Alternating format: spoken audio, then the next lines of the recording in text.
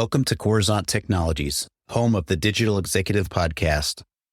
Welcome to the Digital Executive. Today's guest is Doug Howarth. At age 14, Doug Howarth sensed the plotting systems created by René Descartes were inadequate for many tasks. Decades later, he made a series of startling discoveries. He found the economy self-organizes in recognizable opposing patterns and devised ways to portray markets in 4, 5, or any other number of dimensions. Doug named this new field Hypernomics. In 2011, he formed a company, Hypernomics, Inc., who show their customers how to take advantage of Hypernomics. Hypernomics, Inc. has worked for NASA, United Technologies, Lockheed Martin, and Raytheon, amongst many others. Along with two of his Hypernomics colleagues, he was awarded U.S. patent number 10402-838 for a multivariable regression analysis, the world's first software designed to deconstruct markets into their 4D structures. Doug has written 13 peer-reviewed publications across 4 continents. They've been issued by the Institute of Electrical and Electronics Engineers, the American Institute of Aeronautics and Astronautics, the Society of Automotive Engineers, and the International Council of Aeronautical Sciences, amongst many others. Well, good afternoon, Doug. Welcome to the show. Hi, Brian. Hey, thanks so much for having me on. I really appreciate your podcast and I love your content. Thank you. Absolutely. This is awesome, Doug. When I say I talk to a lot of thought leaders, different leaders, technological leaders, but talking to, again, an entrepreneur like most of my guests, but talking to somebody that really can break down some stuff around economics really jazzes me, because that was one of my main focuses is going through school. Starting in high school, I had this passion for finance, but I ended up in tech. It's weird. Long story. Really do appreciate you making the time. And I want to just jump right into the questions so we can get your story out there. Let's talk about your early life, right? You had some early insights into Cartesian systems at the age of 14. You realized the limitations of René Descartes' plotting systems. Can you share what specifically about these systems you found inadequate and how this early insight set the stage for your future work? Yeah, I can do that, Brian. Basically, what happened was I noticed, and for those listeners that know what René Descartes' systems look like, he's got what's known as a two-dimensional system. And in that two-dimensional system, he has an up, down, and a left, right coordinate system. And in that system, 3 of the 4 sections entertain negative numbers.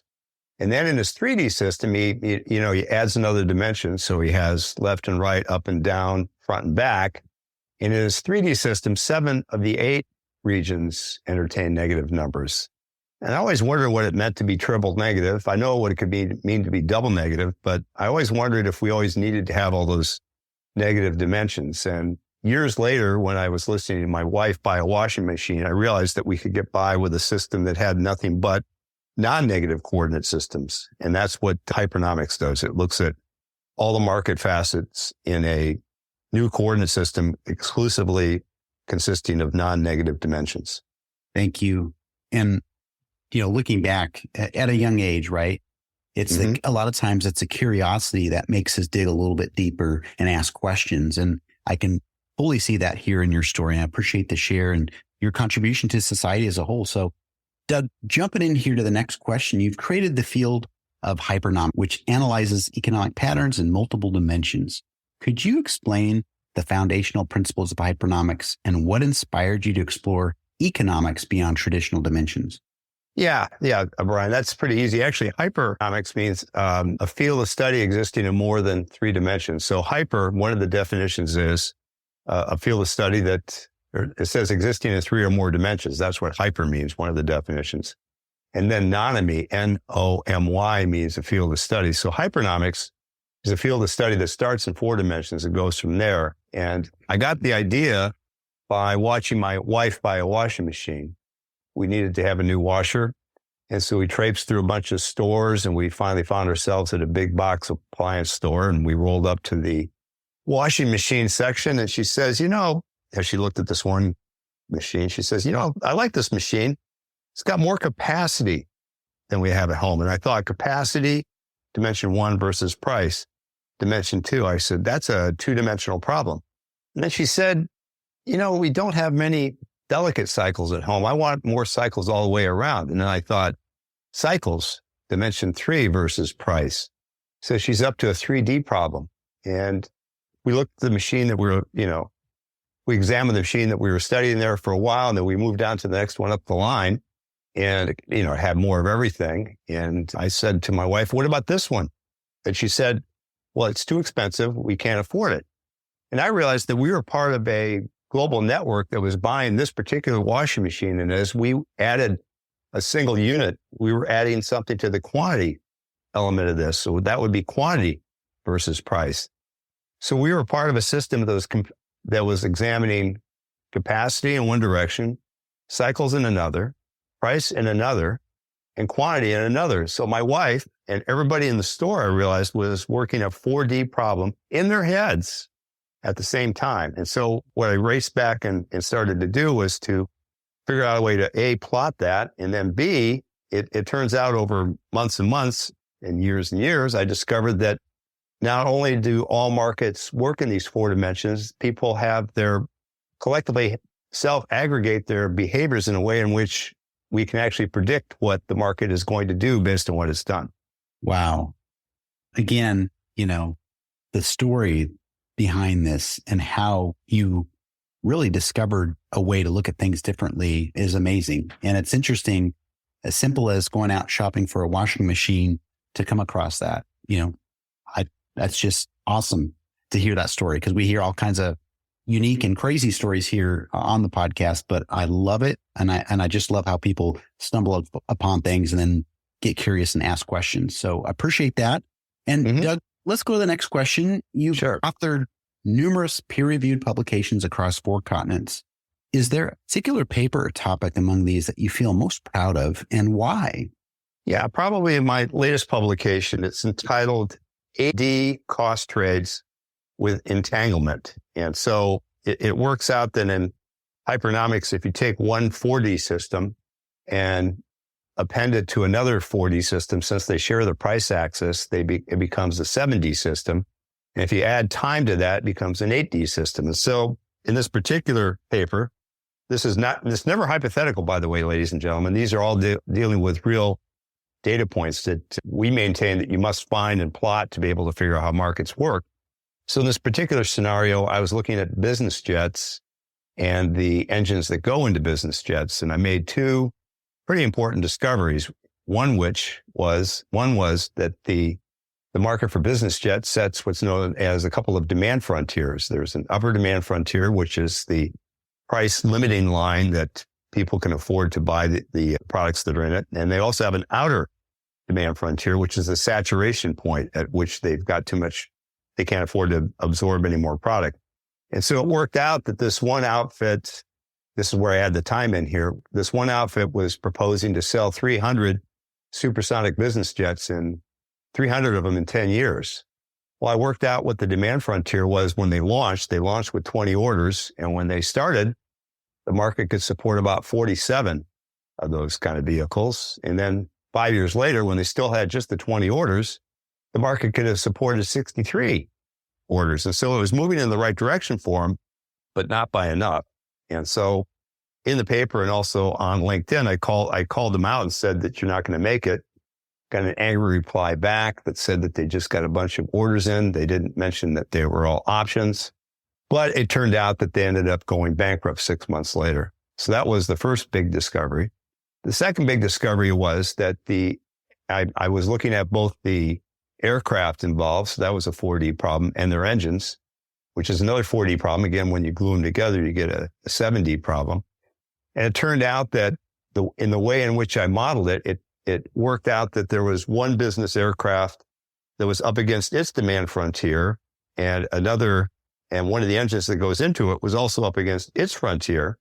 And the insight was that if both the engine manufacturer and the aircraft manufacturer both were to drop their prices, if those prices stayed above their cost curves, that they could make more money. And so this becomes a way to dig very deeply into a market, in this case, using 7 dimensions, to basically extract the most useful, tasty bits out of it so that you can make some important business decisions. I simply love that. And thank you. I can understand why exactly you're pretty proud of that particular article. Obviously, at the end of the day, and we all know this, people genuinely want to serve and help others, and providing a little bit of the story behind you digging in and providing really some, what I would consider constructive feedback in both situations was very helpful. The first one obviously ended with a little negative at the end, but Right. But again, we learned from this, and I really appreciate that story. So thank you. And Doug, last question of the day, as we look into the future, how do you see Hypernomics evolving, and what do you believe will be its long-term impact on the field of economic analysis and business strategy? Well, that's an excellent question too, Brian. The evolution of Hypernomics actually starts to expand a week from Tuesday. That's when my book, Hypernomics, Using Hidden Dimensions to Solve Unseen Problems, releases. And there's been quite a few pre-orders, hundreds of pre-orders already through the websites that carry it. And there's thousands of the book copies sitting in the warehouse. What this is going to show people is that there's a lot more to economic analysis than met the eye. And a bunch of the stuff that we learned in introductory economics and even in some of the advanced classes was kind of laden with a bunch of hypotheses and hypothetical situations. And it turns out that you not only can avoid those kind of situations when you start to do economic analysis, you should never resort to that kind of stuff. You should never suppose that you're going to guess at what a situation is when you can actually go out and measure it. And so what we do is we plot all these disparate points and show how the market reacts to the products that are given to it relative to its responsiveness to price changes, which is a demand function. And that's running in the opposite direction across a vertical axis from what we call the value space. And value in our vernacular is the sustainable price for products based on their features. And so it works out that the value of products goes up as you get more of something you want, or goes down as you get less of what you want. And at the same time, as the prices go up, the quantity sold will fall. And so these opposing forces, it turns out, work in this 4D arrangement, and we can further modulate what happens in the value side by adding any other number of variables to it. So my view in the long term is that governments will adopt this. Right now, this has been applied initially to consumer products, but it also works for the government. It works for, turns out Congress has their own limits. There are limits on the number of satellites they can buy, or missiles, or aircraft. And it turns out that the world's got a limit on currency. So there's a demand frontier for currency, both the fiat currencies and the cryptocurrencies. They both abide by demand frontiers, and the currencies are held up by the same mechanisms that hold up prices in other markets. And so once people start to understand that, they're going to, I hope, make fewer poor decisions based on not knowing what they could know if they took the time to do the analysis. Thank you. That's amazing. And I truly, and what I like about Hypernomics is it's more than just theory. It's actually putting some data points together and plotting really the reality. And, back to the government, right?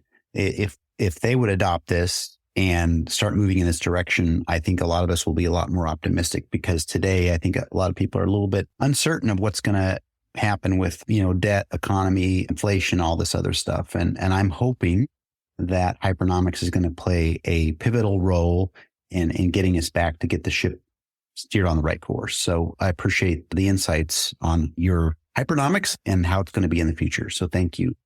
Well, thank you, Brian. I really appreciate your time and love your podcast, love your content. And thanks so much for having me on the show. Absolutely. I was going to say it was my pleasure as well. And just want to say bye for now.